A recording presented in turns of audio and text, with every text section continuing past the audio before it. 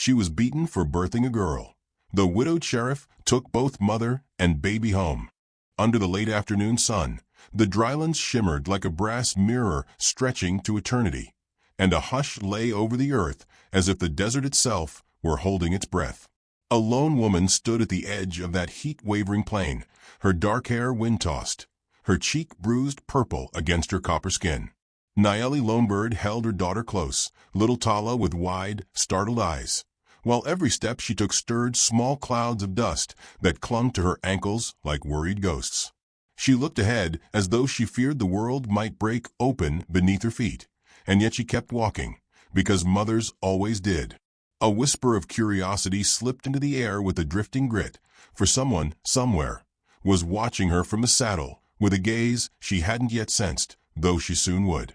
Sheriff Caleb Rourke rode toward her on a slow, steady horse, the kind of mount that moved like it understood grief. His hat cast a shadow across his face, but the way he held his reins with one hand and his heartbeat with the other gave away more sorrow than any words ever could. He noticed the bruises first, sharp marks against Nayeli's skin that told a story no woman should ever have to belong to. He guided his horse closer, gravel crunching under hooves, and the quiet desert seemed to lean closer too, curious about the moment beginning to form between these two broken souls.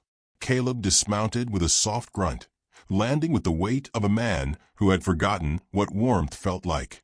He looked at her with careful eyes, not wanting to startle her, and yet unable to look away.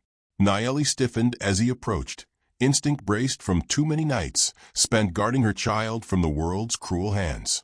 Tala clung tighter to her mother's dress, the tiny embroidered patterns trembling with her fearful breathing. Caleb lifted his palms to show peace, a gesture older than both their worlds combined. His voice was low, raspy from dust and loneliness. "Ma'am, you're hurt." The words were simple, but they carried something heavier. Concern that felt startlingly clean in a world full of judgment. Nayeli swallowed as if the desert wind scraped her throat raw, and she wanted to answer, but shame pulled at her ribs like tightening rope. Before she could speak, a wagon rolled past, its driver staring openly at her bruised face and Apache dress before muttering something ugly under his breath. The mutter stung more sharply than the bruise, and her eyes fell. Caleb noticed that too, and the curiosity in his gaze deepened like a well whose bottom no one had touched in years. When they reached town, the murmurs began at once, sharp, slicing whispers from every doorway and porch. Jonas Pike, broad-shouldered and always loud enough for heaven to hear, leaned against his saloon post with a smirk that curled meanly. "Well now," he drawled, "looks like the sheriff's got himself an Apache stray." Laughter rippled across the street, thin and cruel. Nayeli lowered her head, her grip tightening around Tala, whose little fingers dug into her mother's skin. Caleb stepped forward, his boots grinding into the dust with a warning weight. He placed his coat around Nayeli's shoulders without asking, the gesture gentle as a sigh. Jonas raised an eyebrow. "Sheriff, folks'll talk." Caleb's voice came like a stone dropped into still water, quiet but unyielding. "Then let him talk." The street fell silent for a moment, struck dumb by the calm steel beneath that simple reply. Nayeli tried to remove the coat, whispering that she could not take what wasn't hers, but Caleb's hand came down lightly on hers, steady and warm. "It's just a coat," he said softly, though the look in his eyes said it was more than that. Nayeli held her breath, uncertain why his touch didn't scare her the way other men's touches always had. Tala peeked out from the folds of the coat, studying Caleb with the timid curiosity of a fawn who wanted to trust, but didn't know how. Caleb gave her a small smile, awkward but honest, and for the first time in days, Tala didn't look afraid. Nayeli noticed this with a sharp jolt of emotion she wasn't prepared to understand. Caleb guided them toward his horse, but he didn't rush or push. He simply walked a few steps ahead and waited, giving her the choice to follow. Nayeli hesitated, her heartbeat fluttering like a trapped bird beneath her ribs. The last time she had accepted help from a man, it had ended in bruises. But Tala tugged at her dress and murmured "Mama," her tiny voice filled with trust and need. That need broke Nayeli's fear wide open. With a slow, trembling breath, she followed Caleb to his horse. He lifted Tala first, his large hands gentle around the child's small waist. Tala giggled, soft, surprised, at the newness of being handled with kindness. Nayeli's throat tightened, for she wasn't used to seeing her daughter's laughter come so freely.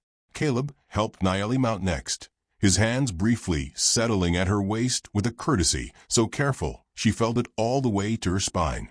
Curiosity shimmered again in the air, as though wondering what these small touches might mean later.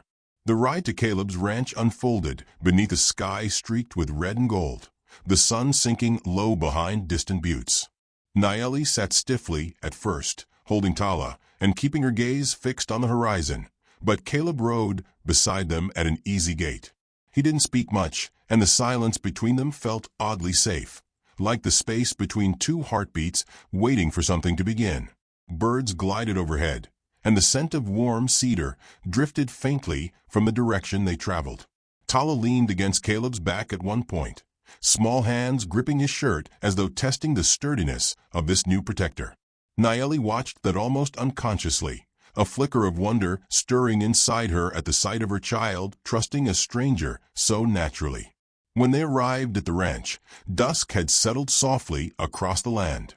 The lantern hanging on the porch glowed like a lone star anchored low to the earth.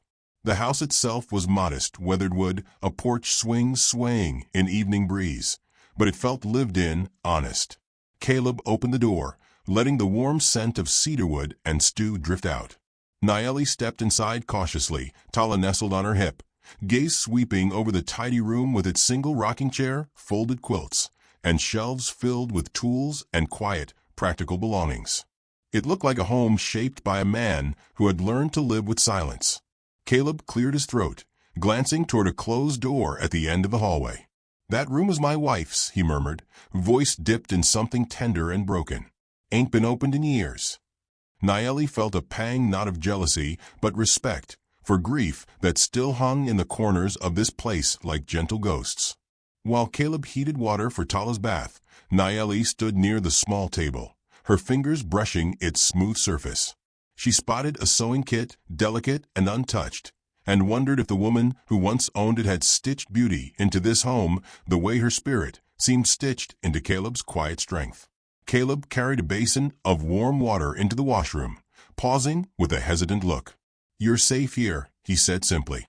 The words fell into the room like slow-gathering rain. Nayeli nodded, though a part of her still trembled from the weight of old memories. She washed Tala in the warm water, humming a soft Apache lullaby the wind seemed to listen to. Tala splashed happily, tiny droplets glittering under lamplight, and the house suddenly felt less empty. When Nayeli stepped out after putting Tala to sleep on a small cot, her legs weakened beneath her as the day's strain bore down on her.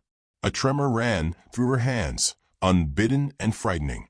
Caleb noticed instantly and crossed the room in 3 long strides. He didn't ask permission. He simply opened his arms in a gesture that invited but never demanded. Nayeli froze, her breath caught, and then, with a shuddering exhale, she let herself fall gently into that embrace. His arms wrapped around her with quiet steadiness, the kind of hold that didn't claim but supported. Her forehead rested on his chest, and he lowered his chin to her hair without thinking. The world seemed to exhale with them. "You're safe," he repeated, softer this time, as though offering the promise he wished someone had once given him. Nayeli felt her heart twist painfully, because the safety felt unfamiliar, and unfamiliar things always frightened her just enough to wonder what they might become. She stepped back slowly, and Caleb released her without a moment's hesitation, his hands falling to his sides with reluctant gentleness. For a few seconds, they simply looked at each other, the moment stretched like dawn over a quiet lake. Then Caleb cleared his throat, motioning toward the kitchen. "I made some supper if you're hungry." Nayeli nodded, surprised at how much warmth tingled at the edges of her ribs from the memory of his arms. She followed him to the table, sitting beside him as he served her a bowl of warm stew. She ate slowly, feeling each bite thaw a piece of her she thought had frozen long ago. Later, after Tala had been tucked under a quilt and the lantern dimmed low, Caleb escorted Nayeli to the small spare room. He paused at the doorway, His hand braced against the frame, his expression soft and uncertain. "If you need anything at all, I'll be right here." Nayeli bowed her head slightly, her hair falling like a curtain between them. She whispered, "Thank you," and he nodded once, stepping back into the dim hallway. But before she closed the door, she glanced at him again, just once, and something unspoken passed between them like a thread catching light. Nayeli lay beside her sleeping daughter, her mind swirling with exhaustion, shame, fear, and something else she hadn't felt in years, the possibility of gentleness. Outside, Caleb lingered near the door longer than he intended, staring at the lamp flickering on the table, as though its flame carried an answer to the loneliness he'd carried for too long. He didn't know she was awake behind that door. She didn't know he stood guard outside it. And neither of them knew that this quiet night, this simple, trembling beginning, would change the course of their lives before dawn came wandering over the plains again. Dawn crept over the ranch with a pale gold hush, the kind that made the world feel briefly new again. Caleb stepped outside before the sun had fully risen, rubbing the stiffness from his shoulders while the scent of mesquite drifted on the early breeze. He glanced toward the small room where Nayeli and Tala slept, and the memory of her fragile trembling in his arms the night before clung to him with surprising force. It wasn't pity that stirred in him, nor mere duty. It was something warmer, deeper, something he hadn't dared feel since burying his wife beneath the cottonwood tree behind the barn. He told himself he was only checking that his guests were safe, yet he lingered at that doorway a heartbeat longer than necessary, curious about the feelings he was beginning to name. Inside, Nayeli woke to the faint sound of Caleb moving about, and for a moment she lay still, unsure if she had dreamed the kindness of the previous day. The house smelled of coffee and wood smoke, comforts she had rarely known. Tala sat up beside her, yawning softly, her curls tangled like wild meadow grass. Nayeli brushed a hand over her daughter's cheek, and Tala reached toward the hallway, whispering "Papa" in a shy, hopeful way that made Nayeli's breath catch. She wasn't sure the child understood what the word meant, not fully, but she did know one thing. Children sensed gentleness faster than adults ever could. She rose slowly, adjusting her dress, and stepped into the main room where Caleb stood at the stove, carefully tending a skillet of eggs like he feared burning. Even one crumb meant failing her trust. Caleb looked over his shoulder, his face lighting with a warmth so unguarded it startled her. "Mornin'," he murmured. Nayeli tucked a strand of hair behind her ear, suddenly self-conscious beneath the weight of his gaze. She hadn't stood in a man's home as anything but a burden in years, yet here Caleb made her feel seen. Tala toddled toward him, arms lifted, and Caleb scooped her up with a practiced ease he didn't know he possessed. She settled on his arm, giggling as he offered her a tiny wooden spoon to play with. Nayeli watched them, her chest tightening with a mixture of awe and fear, because something inside her wanted this picture to last, and wanting things had always been dangerous. They sat together for breakfast, the morning light catching the curve of Caleb's jaw as he tried to braid Tala's hair with clumsy fingers. Nayeli covered her mouth to hide a laugh, and Caleb looked at her with mock offense before chuckling under his breath. The sound filled the house like a long-lost melody. For a moment, the world felt almost gentle. But beneath that gentleness lay a tension neither of them fully acknowledged, the town's whispers growing louder, the bruises on Nayeli's skin not yet forgotten, and the uncertain threat that always followed a woman who had dared escape cruelty. Caleb noticed her glance toward the window more than once, eyes searching the horizon for dangers she hadn't named. He filed that fear quietly in his mind, knowing something or someone was weighing on her spirit. When the knock came, it cut through the peaceful morning with a strike sharp as flint.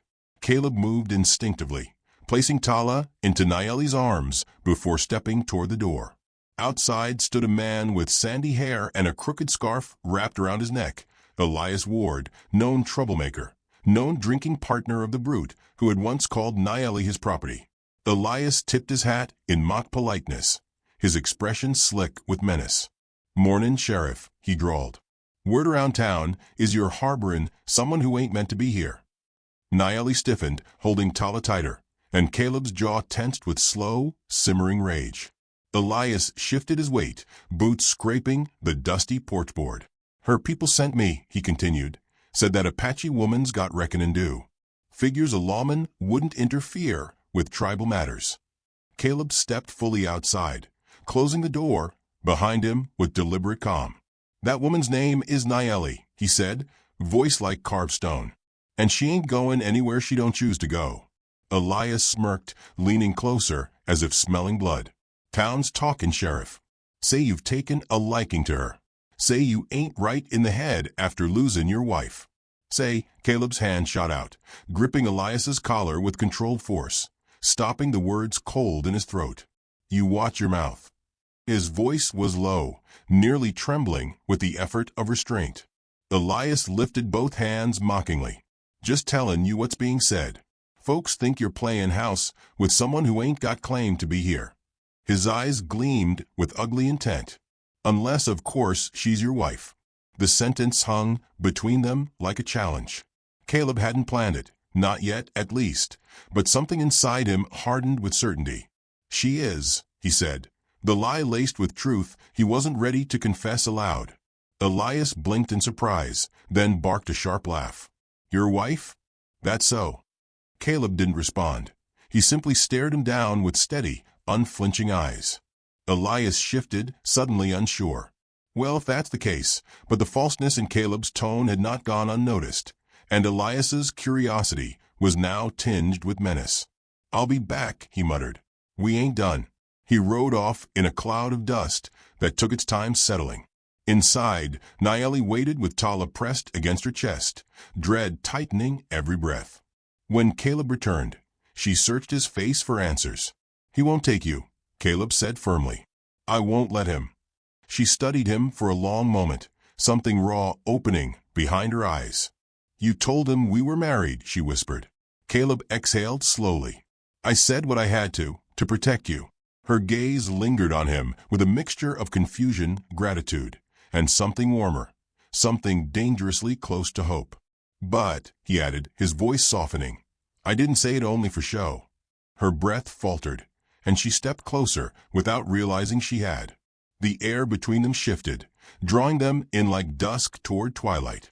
Tala reached between them, placing Caleb's hand over Nayeli's heart with innocent simplicity, and something inside both adults shuddered with new understanding. The rest of the day carried a strange stillness. Caleb kept near the porch, watching the road, expecting Elias's return. Nayeli remained inside, torn between fear and the growing certainty that this place, this man, felt more like safety than anything she'd known since her husband's death. As dusk deepened, a horse's gallop thundered toward the ranch. Elias returned, drunk with anger this time, riding straight into Caleb's yard. Nayeli rushed to the doorway, clutching Tala tight. Caleb stepped onto the dirt, one hand hovering near his holster, though his posture remained calm. She belongs with her people, Elias snarled. Caleb shook his head once. She belongs where she chooses. Elias's face twisted with rage. She belongs nowhere. That half-blood kid ain't even worth. The sentence didn't finish. Caleb moved with the speed of a man shaped by grief and purpose. He sidestepped Elias's swinging arm and grabbed him, dragging him off his horse with a tight, controlled motion. Dust burst around them as Elias hit the ground. He scrambled for his gun, but Caleb kicked it away with practiced ease.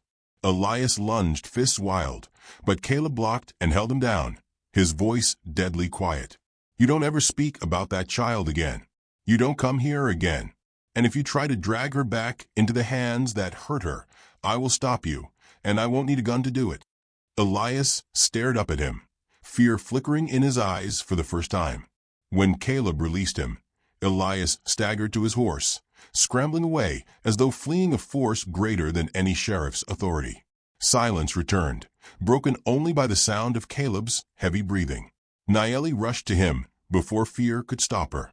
She pressed her hands to his chest, searching for injuries, tears trembling in her eyes though none fell.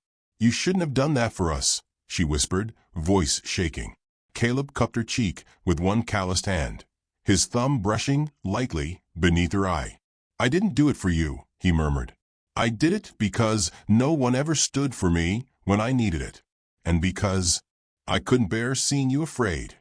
The confession slipped between them like a secret meant only for two hearts learning to beat in rhythm. Nayeli leaned into his touch slowly, her lips brushing the heel of his palm before she realized what she'd done. Caleb's breath caught, and their foreheads rested together in trembling closeness. Beneath the cottonwood tree, behind the barn, Reverend Silas happened to be passing through on his evening walk, and Caleb called to him with a voice steady yet thick with something new. "Reverend, we need your blessing." The old preacher paused, studying the two figures illuminated by the lantern's glow. The way Caleb's arms settled protectively around Nayeli, the way Tala nestled peacefully against her mother. He nodded without question. Some unions, he knew, were already written before words were spoken. Under the cottonwood's sweeping branches, Nayeli stood with a veil of simple white cloth borrowed from the preacher's satchel. Caleb held her trembling hands, his thumbs stroking calm into her skin. Reverend Silas spoke the vows with gentle reverence, and with each word, Nayeli felt old wounds loosen their grip on her ribs. Caleb lifted the veil slowly, revealing her eyes glistening under the starlight. He leaned in, brushing his lips to hers in a long, unhurried kiss that tasted of tenderness and promise. Tala clapped softly, whispering "Papa" again, and this time the word rang true. When the ceremony ended, Caleb rested his forehead against Nayeli's once more, breathing her in as though she were the first warm breeze after a long winter. "What comes next?" she whispered, her voice trembling with fragile hope. Caleb smiled, a rare, open smile that softened every hard edge he carried. "Next," he murmured, "you and Tala live here not as guests, as family." Nayeli closed her eyes, letting the words settle into her bones like sunrise after years of storm. She didn't know what challenges would come, nor what shadows still lingered in the world beyond this ranch. But she knew this: she no longer faced them alone. And as the night deepened and the cottonwood leaves rustled as though whispering their blessing, the story of their new beginning stretched quietly into the darkness, waiting for the next dawn to continue writing it.